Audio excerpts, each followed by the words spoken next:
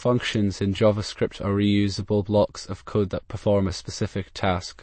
They are like recipes, you can use them over and over again with different ingredients. There are two types of functions in JavaScript: function declarations and function expressions. Function declarations are used to declare a function's name, while function expressions create anonymous functions. When calling a function, you can pass in one or more arguments.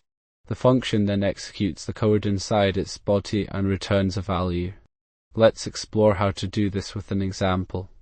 Variables declared inside a function are scoped to that function.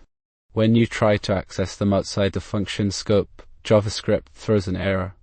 Let's write a function to calculate the area and perimeter of a rectangle.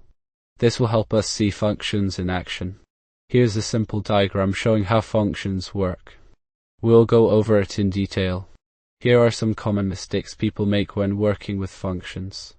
Also, we'll cover some frequently asked questions. Let's summarize what we've learned today about functions in JavaScript. To continue improving your JavaScript skills, try the following exercises. Thanks for watching our video on JavaScript functions. We hope you found it helpful.